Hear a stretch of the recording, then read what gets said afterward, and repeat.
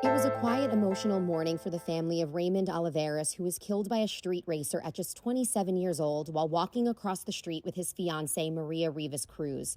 She was also hit and suffered serious injuries but survived. She is signing Raymond's ghost tire that will serve as a memorial in the place where he died, right in front of their brand new home. He's everything to me.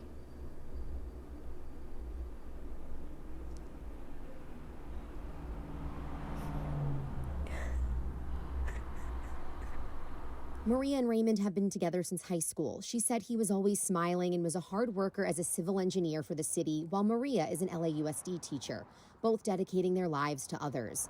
But now, anytime she steps out of the safe space they built, she's reminded of the tragedy that occurred in February. It's not easy.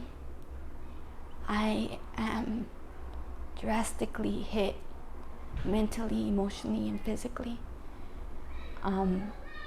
I just recently got a cane because my balance isn't strong, and everything hurts. As they install the first of many ghost tires that will soon be seen around the city, memorializing lives that were lost, Maria and the rest of the family were overcome with grief. But this is not the only family in Los Angeles or even around the country to experience this. A new report says that 2020 was the deadliest year for pedestrians in 40 years, with California traffic fatalities 25% higher than the national average, according to Streets Are For Everyone. Raymond's older sister, Cindy Montemarano, says he's more than a statistic. A lot of times they do get seen as numbers, but my brother has a name, and his name was Raymond. He had a bright future, a bright present. He had already accomplished many things. He got the opportunity to travel the world, graduate from college. He got engaged to his high school sweetheart. December would have been their 12th anniversary, which would have been their wedding date, something we were looking forward to. And this is why she's using her brother's death as fuel to create change, by attending city council meetings and reaching out to elected officials.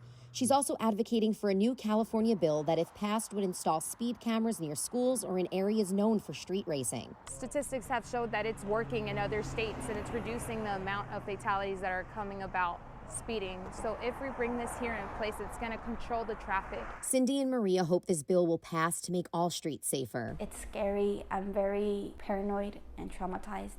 We walk on our streets and we see tire marks on the floor, and we don't know if those tire marks belong to somebody else. If somebody else got hit, if they're here, if they're not here. And these ghost tires will help remember people like Raymond who are not here due to traffic violence.